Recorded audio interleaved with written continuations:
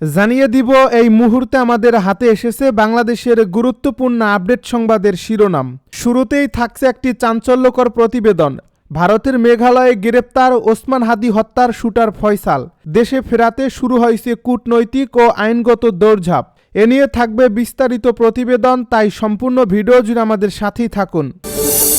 এবারে থাকছে পরাজিত শক্তির বাধা পেরিয়ে নির্বাচনের দিকে যেতে চাই বলে মন্তব্য উপদেষ্টা রিজওয়ানার। সব শেষে জানিয়ে দিব ওসমান হাদির হত্যাকাণ্ড নিয়ে রহস্যময় তথ্য জানালেন ঝুমা। এতক্ষণ শুনছিলেন হাতে থাকা আপডেট সংবাদের শিরোনাম, এবারে বিস্তারিত। তবে তার আগে অনুরোধ রইল ভিডিওটিতে একটি লাইক এবং কমেন্ট করে জানিয়ে দিন ভিডিও সম্পর্কে আপনার মূল্যবান মতামত। আরও জানিয়ে দিন ভিডিওটি কোথা থেকে দেখছেন বা কোন জেলা থেকে দেখছেন। ভারতের মেঘালয়ে গ্রেপ্তার ওসমান হাদি হত্যার শুটার ফয়সাল। দেশে ফেরাতে শুরু হয়েছে কূটনৈতিক ও আইনগত দৌড়ঝাঁপ। মাত্র কয়েক সেকেন্ডের গুলির শব্দে যিনি কেঁপে উঠেছিল গোটা দেশ, সেই ওসমান হাদি হত্যাকাণ্ডের সবচেয়ে গুরুত্বপূর্ণ মোড় অবশেষে সামনে এলো। বহুল আলোচিত এই হত্যার মূল শুটার ফয়সাল করিম মাসুদকে ভারতের মেঘালয় রাজ্যে আটক করা হয়েছে। বাংলাদেশের আইনশৃঙ্খলা বাহিনী বিষয়টি নিশ্চিত করেছে এবং একই সঙ্গে জানিয়েছে ফয়সালকে দেশে ফিরিয়ে আনতে ইতিমধ্যেই শুরু হয়েছে কূটনৈতিক ও আইনগত প্রক্রিয়া। এই গ্রেপ্তার শুধু একজন খুনিকে আটকের ঘটনা নয়, বরং এটি বাংলাদেশের সাম্প্রতিক রাজনৈতিক ও নিরাপত্তা বাস্তবতায় এক গভীর বার্তা বহন করছে। কারণ ওসমান হাদি হত্যাকাণ্ড শুরু থেকেই ছিল রহস্য, অর্থের উৎস, আন্তর্জাতিক সংযোগ এবং রাজনৈতিক ইঙ্গিতের জটিল এক জাল। ফয়সাল ধরা পড়ায় সেই জালের এক গুরুত্বপূর্ণ গিট খুলতে শুরু করছে। ঢাকা মেট্রোপলিটন পুলিশের মিডিয়া সেন্টারে এক ব্রিফিংয়ে অতিরিক্ত police commissioner S N. Mohammad Nazrul Islam প্রথম আনুষ্ঠানিকভাবে জানান, শুটার ফয়সাল বর্তমানে ভারতের মেঘালয় রাজ্যে আটক রয়েছে। ভারতীয় আইনশৃঙ্খলা বাহিনীর সহায়তায় তাকে শনাক্ত ও হেফাজতে নেওয়া হয়েছে। পুলিশ জানায়, সীমান্ত পার হয়ে পালানোর পর থেকে ফয়সাল আত্মগোপনে ছিল। ভুয়া পরিচয়, সীমান্ত সিন্ডিকেট এবং দালাল চক্রের সহায়তায় সে দীর্ঘদিন নজর এড়িয়ে চলছিল। তবে প্রযুক্তিগত নজরদারি, আর্থিক লেনদেন ট্র্যাকিং এবং গোয়েন্দা তথ্যের সমন্বয়ে অবশেষে তার অবস্থান শনাক্ত করা সম্ভব হয়। আইনশৃঙ্খলা বাহিনীর একাধিক সূত্র জানায়, ফয়সালকে দেশে ফেরাতে দুটি পথ খোলা রয়েছে: এক্সট্রাডিশন অথবা সীমান্ত আইন অনুযায়ী হস্তান্তর। যেহেতু হত্যাকাণ্ডটি বাংলাদেশে সংগঠিত এবং আসামি বাংলাদেশের নাগরিক, তাই তাকে ফেরাতে ভারত সরকারের সহযোগিতা পাওয়ার ব্যাপারে আশাবাদী ঢাকা। পররাষ্ট্র মন্ত্রণালয় ইতিমধ্যেই সংশ্লিষ্ট কাগজপত্র প্রস্তুত করছে। একই সঙ্গে ভারতের কেন্দ্রীয় ও মেঘালয় রাজ্য প্রশাসনের সঙ্গে যোগাযোগ অব্যাহত রয়েছে। স্বরাষ্ট্র মন্ত্রণালয়ের একটি সূত্র জানায়, এটি শুধু একটি ক্রিমিনাল কেস নয়, রাষ্ট্রের জন্য স্পর্শকাতর বিষয়, তাই সর্বোচ্চ গুরুত্ব দিয়ে বিষয়টি দেখা হচ্ছে। এদিকে স্বরাষ্ট্র উপদেষ্টা সাংবাদিকদেরকে বলেন, ওসমান হাদি হত্যার বিচার অন্তর্বর্তী সরকারের আমলেই সম্পন্ন হবে। এই হত্যাকাণ্ডের সঙ্গে জড়িত কাউকে ছাড় দেওয়া হবে না। এই বক্তব্যে রাজনৈতিক ও প্রশাসনিকভাবে অত্যন্ত গুরুত্বপূর্ণ বলে মনে করছেন বিশ্লেষকেরা। কারণ এতে বোঝা যায় সরকার এই মামলাকে সময় ক্ষেপণের কৌশলে ঝুলিয়ে রাখার পথে যাচ্ছেন না। ফয়সাল শুধু একজন শুটার নয়, তদন্তকারীদের ভাষায় সে এই হত্যাকাণ্ডের লাইভ আর্কাইভ। কারণ সে জানে কার নির্দেশে গুলি চালানো হয়েছে, সে জানে টাকার উৎস কোথা থেকে এসেছে, সে জানে বিদেশি মিটিং, পরিকল্পনা ও পালানোর রুট। সিআইডির এক কর্মকর্তা বলেন, ফয়সাল বেঁচে থাকা মানেই এই মামলার অর্ধেক রহস্যের চাবি আমাদের হাতে চলে আসা। হত্যার পরপরই ফয়সাল যেভাবে দেশ ছেড়ে পালায়, তা আইনশৃঙ্খলা বাহিনীকেও বিস্মিত করছে। তদন্তে উঠে এসেছে, সীমান্ত এলাকায় আগে থেকেই সক্রিয় একটি দালাল চক্র তাকে নিরাপদে পার করে দেয়।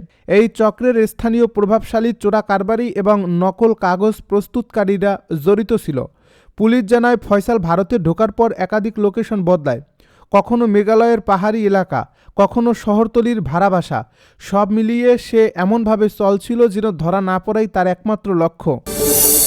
পরাজিত শক্তির বাধা পেরিয়ে নির্বাচনের দিকে যেতে চাই বলছে উপদেষ্টা রিজওয়ানা। পরিবেশ, বন ও জলবায়ু পরিবর্তন, পানি সম্পদ এবং তথ্য উপদেষ্টা সৈয়দা রিজওয়ানা হাসান বলেছেন, পরাজিত শক্তি কিছু বাধার সৃষ্টি করতে পারে, সেগুলো অতিক্রম করে সুষ্ঠু নির্বাচনের লক্ষ্যে এগিয়ে যেতে হবে।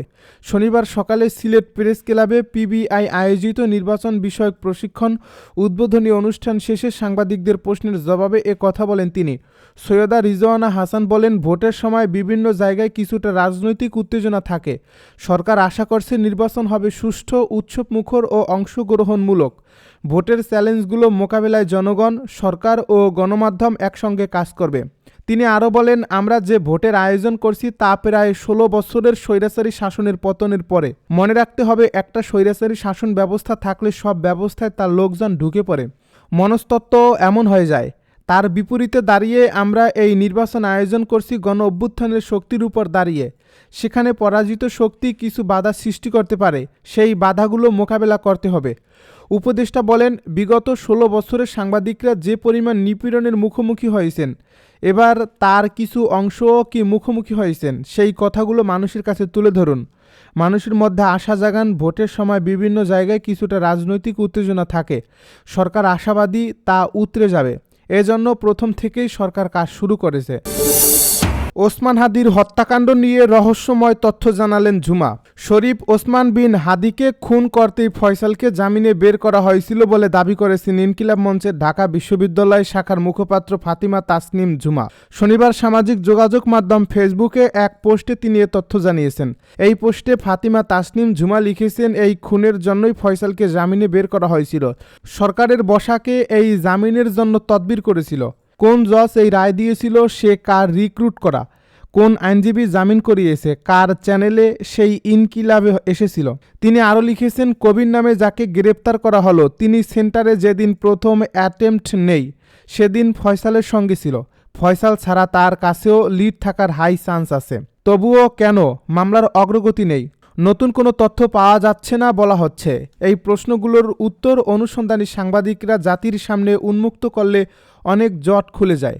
এর আগে ত্রয়োদশ জাতীয় সংসদ নির্বাচন ও গণভোটের তফসিল ঘোষণার পরদিন গত ১২ ডিসেম্বর দুপুরে ঢাকার পুরানা পল্টনের বক্স কালভার্ট রোডে ওসমান হাদিকে মাথায় গুলি করে দুর্বৃত্তরা। প্রধান উপদেষ্টার সঙ্গে ভারতের পররাষ্ট্রমন্ত্রীর সাক্ষাৎ হলো না কেন? বিএনপি চেয়ারপারসন বেগম খালেদা জিয়ার প্রতি শ্রদ্ধা জানাতে বাংলাদেশে আসা ভারতের পররাষ্ট্রমন্ত্রীর সঙ্গে অন্তর্বর্তীকালীন সরকারের প্রধান উপদেষ্টার আনুষ্ঠানিক সাক্ষাৎ না হওয়ার বিষয়টি নিয়ে নানা আলোচনা চলছে। কথা হচ্ছে ভারতের সরকারের পক্ষ থেকে পাঠানো শোক বার্তার বক্তব্য নিয়েও। বিএনপি চেয়ারপারসনের মৃত্যুতে তার প্রতি শ্রদ্ধা জানাতে সংক্ষিপ্ত সফরে বাংলাদেশে এসেছিলেন বেশ কয়েকটি দেশের সরকারের প্রতিনিধিরা। ভারতের পররাষ্ট্রমন্ত্রী এস জয়শঙ্কর ছাড়াও পাকিস্তানি পার্লামেন্টের নিম্নকক্ষের স্পিকার সর্দার আইয়াজ সাদিক, পররাষ্ট্রমন্ত্রী বালানন্দা শর্মা, শ্রীলঙ্কার পররাষ্ট্রমন্ত্রী ভিজিতা হেরথা এবং মালদ্বীপের উচ্চকক্ষ শিক্ষামন্ত্রী আলী হায়দার আহমেদ বাংলাদেশে এসেছিলেন। প্রধান উপদেষ্টার প্রেস উইং এবং পররাষ্ট্র মন্ত্রণালয়ের মুখপাত্রের সঙ্গে যোগাযোগ করে জানা গেছে, সফররত এই নেতাদের মধ্যে পাকিস্তানের পার্লামেন্টের স্পিকার এবং নেপালের পররাষ্ট্রমন্ত্রীর সঙ্গে আনুষ্ঠানিক সাক্ষাৎ হয়েছে বাংলাদেশের প্রধান উপদেষ্টা অধ্যাপক মুহম্মদ ইউনূসের। তবে সাক্ষাৎ হয়নি ভারত, ভুটান, শ্রীলঙ্কা এবং মালদ্বীপের প্রতিনিধিদের সঙ্গে। অন্য দেশগুলো নিয়ে তেমন আলোচনা না হলেও ভারতের পররাষ্ট্রমন্ত্রীর সঙ্গে দেখা না হওয়ার বিষয়টি নিয়ে নানা ব্যাখ্যা বিশ্লেষণ সামনে আসছে। বাংলাদেশের পররাষ্ট্র মন্ত্রণালয়ের মুখপাত্র মাহবুবুল আলম অবশ্য জানিয়েছেন, স্বল্প সময়ের এই সফরে ভারতের পররাষ্ট্রমন্ত্রীর সঙ্গে প্রধান উপদেষ্টার সাক্ষাৎ না হলেও আইন উপদেষ্টা আসিফ নজরুল এবং জাতীয় নিরাপত্তা উপদেষ্টার বৈঠক হয়েছে। এদিকে ভারতের পররাষ্ট্রমন্ত্রী এই সফরকে আন্তঃরাষ্ট্রীয় সম্পর্ক বা রাজনৈতিক দৃষ্টিভঙ্গি থেকে না দেখাই ঠিক হবে বলে মন্তব্য করেছেন অন্তর্বর্তী সরকারের পররাষ্ট্র বিষয়ক উপদেষ্টা তৌহিদ হোসেন। বেগম খালেদা জিয়ার অন্ত্যেষ্টিক্রিয়ায় ভারতের পররাষ্ট্রমন্ত্রীর আগমনকে ইতিবাচক যে সচার হিসেবে উল্লেখ করেছেন তিনি।